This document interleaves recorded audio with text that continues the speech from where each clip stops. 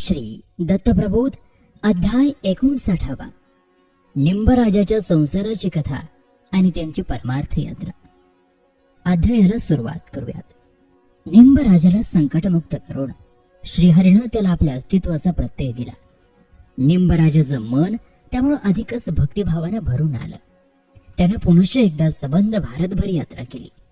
त्याच्या दोन्ही अर्धांगिनी त्याच्या आतुरतेनं वाट पाहत होत्या. तत्परतेनं संसार सांभाळत होत्या. लेकाच्या कोड कौतुकात बाललीला त्या रमत होत्या. परमेश्वराची प्रार्थना करत होत्या की आमच्या पतीला सुखरूप संसारी थाळ. आणि एक दिवस खरोखरच निंबराज गावच्या वेशीवर येऊन धडकला. त्याच्या कामिनींच्या आनंदाला पारावर राहिला नाही. सगळ्या ग्रामस्थांनीही निंबराजाचं स्वागत केलं. त्याच्या नावाचा जयजयकार करत त्याला आदर सत्कारानं गावात आणलं. आपल्या लाडक्या लेकाला बघून निंबाला अतिशय आनंद झाला. प्रेमानं त्यानं त्याला मांडीवरती घेतलं. पण शिवराम कसला उकळ, तो खेळायला पळून गेला. पहिल्या बायकोने त्याला धरून आणला आणि सांगितलं, बाळा, अरे हे तुझे बाबा. त्यानंतर गुलाम खुदकन असला आणि त्यानं निंबाच्या गळाला मिठी घातली. निंबराज देशाटन करत असूनही त्याचा संसार सुखी होता. त्याच्या बायका अतिशय समंजस, शांत आणि सुस्वभावी होत्या. असेल त्यात समाधान मानायच्या. बहिणीप्रमाणे एकमेकांशी वागायच्या. त्यामुळे घरात कधीही कचकच नसायची. उरलं पुरलं कसंही असलं तरीही त्यांचा गावाजावा नसायचा. गाजावाजा नसायचा. लोक आश्चर्य करायचे. वेगवेगळ्या तऱ्हांनी त्यांच्या संसाराबद्दल बोलायचे. 2 बायका करून त्यांच्यावर संसार सुपवून हा ऐद्यासारखा बसून हरी करतो. बरं, ते सुद्धा इथं राहून नाही, वनवन भटकून. येताना मात्र काहीतरी डबवलं आणलेलं असतं. हो, म्हणून तर तो इतके दिवस गायब होऊनही बायका खुश असतात. आणलेलं डबोलं संपलं की पुन्हा हा गायब, म्हणे तीर्थयात्रेला जातो. तेच ना. अहो, कसली तीर्थयात्रा आणि कसलं काय, सगळी भोंदूगिरी नुसती. जसे तुमचे डोळे तसंच तुम्हाला दिसणार.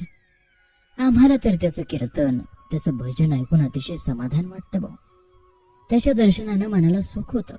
गावातले लोक निंबाबद्दल असं काही बाई बोलत असत. निंबाच्या दिनचर्येत मात्र काही बदल घडत नसे. गावात येऊन स्थिरस्थावर झाल्यावर त्याने काशीहून आणलेल्या गंगेचं पूजन केलं. सगळ्या गावाला भोजन देऊन प्रसाद वाटला. अशा प्रकारे त्याची अतिशय सुखानं कालक्रमानं चालली होती. दिवस भराभरा संपत होते. पुन्हा भागीरथी गर्भिणी झाली.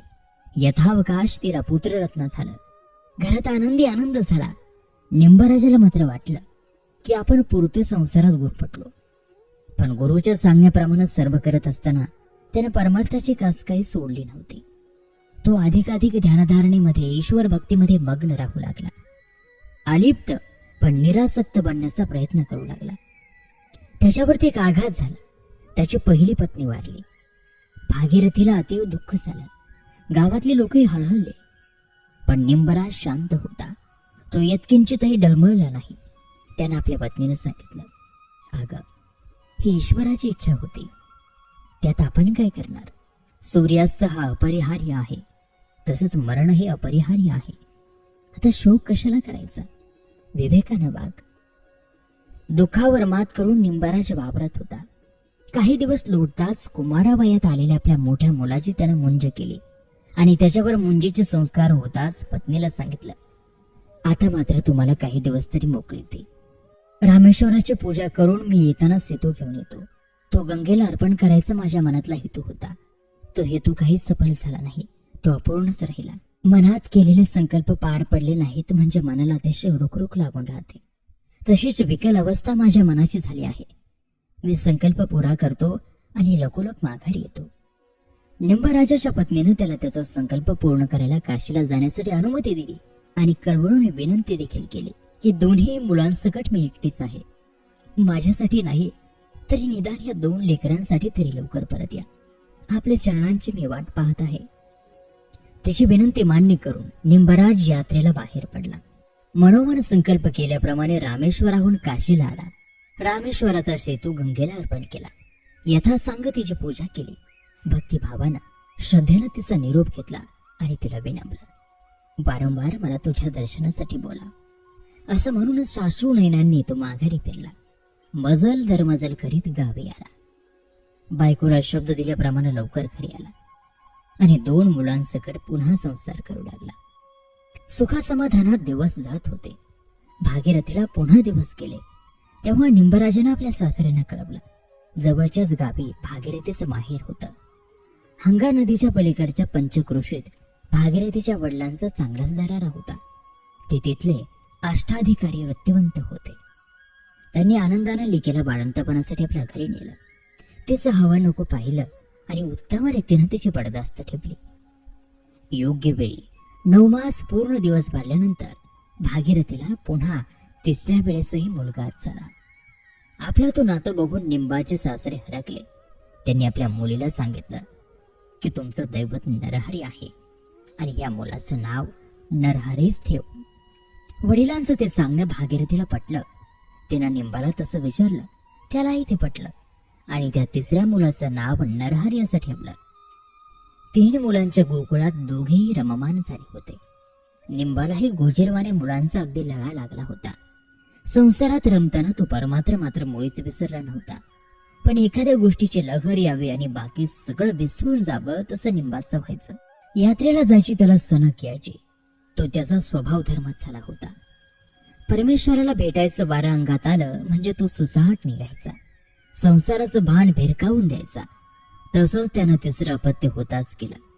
तो पत्नीला सांगून पंढरपूरच्या वारीला निघाला. श्री पांडुरंगाच्या दर्शनाला तो उत्सुक झाला होता. वाटेत त्याला अनेक संत भेटले. अनेक भाविक पंढरीच्या वारीला निघाले होते. विठ्ठलाचं नामस्मरण करीत दिंड्या चालल्या होत्या. निंबही त्यात सामील झाला. निंबाच्या बरोबरीने एक तेजपुंज ब्राह्मणही चालत होता. त्यानं संभाषण वाढवून निंबाशी मैत्री केली. त्याला दृढ आलिंगन दिलं. हा तेजस्वी ब्राह्मण म्हणजे दुसरा तिसरा कोणी नसून प्रत्यक्ष श्रीहरी होता. निंबाला मात्र त्याची थोडीशीही जाणीव नव्हती. निंबानं त्या ब्राह्मणाला विचारलं, आपण कोण, कुठले, कुठं असता, पुन्हा केव्हा भेटाल? त्यावेळेस तो ब्राह्मण म्हणाला, अरे मी तर पंढरीच्या राऊळात असतो. तिथंच कायम उभा राहतो. तुझ्यासारखे वैष्णव भक्त मला खूप आवडतात. या दिंडीमध्ये मी त्या सर्वांची गाठ घेतो, त्यांना भेटतो. माझी ही पताका आहे, ती तेवढी खांद्यावरती घे. समोर तो भक्त उभा आहे, त्याला मी भेटून येतो आणि मग मी माझी पताका नेतो. असं म्हणून श्री विठ्ठलानं वारकरी पंथाची पताका निंबाच्या हातात दिली आणि तो त्या गर्दीमध्ये अदृश्य झाला. कितीतरी वेळ ती पताका खांद्यावरती वागवीत निंब रस्ता कापत होता. त्या ब्राह्मणाची वाट पाहत होता. पण तो ब्राह्मण त्याला कुठेही दिसेना. तेव्हा त्यानं त्या गर्दीत त्या ब्राह्मणाची चौकशी करायला सुरुवात केली. दिंडीतले सगळे लोक आश्चर्यचकित होऊन निंबाकडे पाहू लागले, कारण असा ब्राह्मण कोणीच पाहिला नव्हता. मात्र निंबाच्या खांद्यावरची भरजरी रेशमी पताका पाहून बाकीच्यांचे डोळे विस्फारले गेले. त्याने निंबाला विचारलं, काय रे, पताका आणलीस कुठून? आतापर्यंत तर नव्हती. निंबा म्हणाला, अरे काय सांगू बाबांनो, विठ्ठल नावाचा पंढरी निवासी ब्राह्मण माझ्या हातात ही पताका देऊन गेला. थोड्या वेळाने येतो म्हणाला आणि तो आलाच नाही. अरे म्हणून तर त्याची चौकशी तुमच्याजवळ करत होतो. त्यावरती ती म्हणाले, अरे निंबराजा, अरे कुणाला शोधतो तू? साक्षात पंढरी रायाला? अरे त्यानंच प्रत्यक्ष येऊन तुझ्या हाती ही पताका दिली. तू खरोखर धन्य आहेस. आता दर वेळेलाच आषाढी कार्तिकेला तू यात्रा कर आणि पताका सांभाळ. अरे योगी वृंद ज्याच्यासाठी जीवाचं रान करतात, तापसी तपश्चर्या करतात, तो तुला असा सहजासहजी भेटून गेला. तुझ्यावर कृपाचित्र ठेवून गेला. आम्ही आयुष्यभर वाऱ्या केल्या, पण आम्हाला कधीच त्याचा साक्षात्कार झाला नाही. तू खरोखरच भाग्यवंत आहेस. हे ऐकून निंबाला दुःख झालं. ते साक्षात परमात्मा येऊनही आपण त्याला भेटू शकलो नाही, त्याच्याशी सलगी करू शकलो नाही, त्याला ओळखूही शकलो नाही. श्री विठ्ठलाच्या दर्शनाच्या ओढीनं तो झपाटला. मोठ्या आतुरतेनं पंढरीची वाट चालू लागला. चंद्रभागेच्या तीरावरती प्रचंड समुदाय जमला होता. भजन कीर्तनाचा कल्लोळ उसळला होता. त्या प्रसन्न वातावरणात निंबराज सुखावला. श्री विठ्ठल रुक्मिणीच्या दर्शनानं निवला, समाधान पावला, तृप्त झाला. पत्नीला सांगितल्याप्रमाणे त्यानं परतीचा मार्ग स्वीकारला आणि गावी परत आला. त्रिमूर्तींच्या अवतारांप्रमाणे असलेल्या 3 पुत्रांसोबत निंब काही दिवस सुखानं राहिला आणि येणाऱ्या कार्तिकेला त्यानं पंढरपूरला दैठणापासून नमस्कार घालीत जायचा संकल्प केला. मनात आलेला संकल्प त्यानं पत्नीजवळ बोलून दाखवला आणि त्याची परवानगी घेऊन तो आपल्या गावाच्या वेशीपासून दंडवत घालत निघाला. गावोगावचे लोक येऊन निंबाचा उपक्रम बघत होते, त्याचं कौतुक करत होते, त्याचं दर्शन घेत होते. भक्त वत्सल पांडुरंगालाही त्याची दया आली. त्यानं आपल्या भक्तांच्या श्रमाचं चीज करायचं ठरवलं. त्याच्या स्वागतासाठी वेशीवर जायचं ठरवलं. त्याच्या दर्शनातून मनाला संतोष व्हायचं ठरवलं. पण रुक्मिणीला लिंबाची सत्वपरीक्षा घ्यायची होती, लहर. पण रुक्मिणीला मात्र लिंबाची सत्वपरीक्षा घ्यायची लहर आली. तिने तसं देवाला सांगितलं. देव म्हणाले, प्रिये, त्याचा भाव सरळ आहे, तो भोळा भाबडा आहे. माझ्याच प्रीतीनं तो वेडावला आहे. त्याला माझ्या भेटीच्या मोहाशिवाय दुसरे कुठलेच मोह नाहीत. तो निरासक्त आणि निर्मोही बनला आहे. रुक्मिणीला मात्र हे काही पटेना. तिनं देवाचं न ऐकता त्याला सांगितलं, तुम्ही इतकं तुमच्या भक्ताचं वर्णन करता, पण त्याला पूर्णपणाने ठकवून दाखवीन तरच नावाची रुक्मिणी. आणि असं म्हणून रुक्मिणी वेश पालटून चंद्रभागेच्या तीरी आली. तिचा अनुभव होता की भले भले तापसे संन्यासी कनक आणि कामिनीला वश होतात. रात्रभर हरिनावाचा जयघोष करून हरिभक्तीची कथा कीर्तनातून गोडवे गाऊन सुचिरभूत होण्यासाठी निंबराज तीरावरती स्नानासाठी आला होता. स्नान करून विठ्ठलाचं दर्शन तो घेणार होता. त्याच्या चरणी नतमस्तक होऊन विसावणार होता. म्हणून झटपट स्नान करून तो मंदिराजवळ आला. मंदिरात जाण्यासाठी तोबा गर्दी होती. रांगाच्या रांगा लागल्या होत्या. मंदिराच्या आवारात तऱ्हेतऱ्हेची दुकानं होती. रांगेत उभं राहण्यासाठी निंबराज रस्त्याने चाललेला होता. तेव्हा त्याला एका प्रौढ स्त्रीनं हाक मारल्याने विनपलं, तुम्ही मोठे संत दिसता, कनवाळू दिसता, म्हणून माझ्यावरती एक कृपा करा. मी लेकूरबाळी आहे. घरी माझा तान्हा माझ्या पाहण्यासाठी व्याकुळला असेल, पण हा हारा टाकून कुठं जाऊ? त्यापेक्षा तुम्ही देवळात जायच्या आधी जरा या हाऱ्यापाशी उभे राहा. मी पटकन जाऊन माझ्या तान्याला पाजून येते. माझं घर अगदी इथून जवळच आहे.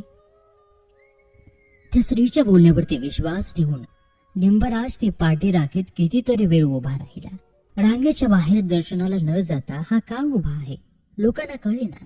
1 तास झाला, 2 तास झाले, 4 तास उलटले, तरीही ती स्त्री हारा घेऊन जायला याची चिन्ह दिसेना. निंबाने आसपास चौकशी केली. दुकानदारांना विचारलं, पण कोणीच त्या हारा घेऊन बसणाऱ्या स्त्रीला पाहिलं नव्हतं. आसपासच्या दुकानदारांना निंबाने विनवलं की ही पाठी ठेवून घ्या आणि मला दर्शनाला जाऊ द्या. तेव्हा दुकानदार म्हणाले, आमच्यावर का आम्ही ही जबाबदारी घेऊ? ती स्त्री येऊ दे आणि तिच्या स्वाधीनतेची पाठी करून मग तू दर्शनाला जा. निंबराज विठ्ठलाचं दर्शन नाही म्हणून कष्टी झाला. त्याच्या बरोबरचे संत सज्जन दर्शन घेऊन बाहेर आले आणि पाहतात तो काय, निंबराज आपला उभाच्या उभाच. त्याने विचारलं, निंबा, दर्शन न घेता तू इथं का उभा? तेव्हा निंबानं सारी हकीकत त्या सद्ग्रस्तांना सांगितली. आश्चर्य वाटून त्या लोकांनी पाटेवरचं फडकं बाजूला करून बघितलं आणि ते सारे थक्क झाले. गाजराऐवजी पाटीत सोन्याच्या चिपा होत्या. क्षणभर निंबाचे डोळे विस्फारले. तो दिडमूड झाला. मग मात्र त्याला अतीव दुःख झालं. परमेश्वर आपली अशी का सत्व परीक्षा घेतो ते त्याला कळेना. त्यानं श्री विठ्ठल चरणी जाऊन टाहू फोडला आणि त्या पाटीतील सर्व सोन्याची गाजरं यात्रिकांना वाटून टाकली. त्याचं ते कृत्य पाहून जनसमुदायातील काहींना आश्चर्य वाटलं, काहींना तो खोळा झाला असं वाटलं. निंबाचं मात्र कोणाकडेच लक्ष नव्हतं. तो रुक्मिणीच्या पायाशी धरणं धरून म्हणत होता, जगाच्या माऊली, तू का अशी माझ्या मागे लागलीस? का माझी सत्वपरीक्षा बघणार? मी सर्व संघ परित्याग करायला बघतो आहे आणि माऊली, तू मला या साऱ्या माया मोहात गुंतव पाहते आहेस. कसं होणार? माझ्यासारख्या हीन दिनावर दया कर आणि मला पदरात घे. अशी प्रार्थना करून निंबानं दोघांच्या चरणी लोटांगण घातलं आणि नैवेद्याच्या तयारीसाठी तो बाहेर पडला. पुन्हा स्नानासाठी चंद्रभागेवरती आला. चंद्रभागेवरती एक तेजपुंज ब्राह्मण हाती चुपळा घेऊन गळ्यात एकतारी अडकवून भजन करीत होता. निंबाला पाहताच त्यानं निंबाला आलिंगन दिलं आणि म्हटलं, हे बंधू, तू आलास? बरं झालं. अरे, मी केव्हाची वाट पाहतो आहे. माझे हे सर्व कपडे वस्तू हाती धर आणि मला स्नानाला जाऊ दे. निंबाच्या गळ्यात त्यानं आपल्या गळ्यातील माळ, एकतारी, पायीच्या खडावा, खांद्यावरचं उपरण आणि डोईवरचं पागोट सर्व वस्तू उतरवून दिल्या आणि तो ब्राह्मण स्नानाला गेला. काठावरती त्या ब्राह्मणाच्या सर्व वस्तू ठेवून निंबराज एकतारी वाजत उभा होता. बराच वेळ गेला तरी स्नान करून ब्राह्मण काही येईना. निंब अस्वस्थ झाला. वाळवंटातील लोक मात्र निंबाकडे चकित होऊन पाहत होते, कारण त्यांना निंबाच्या जागी श्रीहरी साक्षात पांडुरंग विटेवर उभा राहून भजन करताना दिसत होता. निंब ह्या बाबतीत अनभिज्ञ होता. त्याला उलगडा होईना. त्यानं कळवळून लोकांना विचारलं की अहो, तुम्ही पाहिलात का हो तो ब्राह्मण? तेव्हा लोकांनी विचारलं, निंबाराज, कुठला ब्राह्मण? अहो, साक्षात पंढरीराया तुम्हाला त्यांची आभूषणं देऊन गेला, प्रसाद देऊन गेला. हे ऐकून निंबालाही अतीव आनंद झाला. आणि श्रोतो, याबरोबर दत्तप्रबोध ग्रंथातील हा 59वा अध्याय या ठिकाणी समाप्त होत आहे. पुढील 60व्या अध्यायात निंबराजांचे कीर्तन आणि इतर कथा आपण पाहणार आहोत. तो अध्याय पाहायला विसरू नका.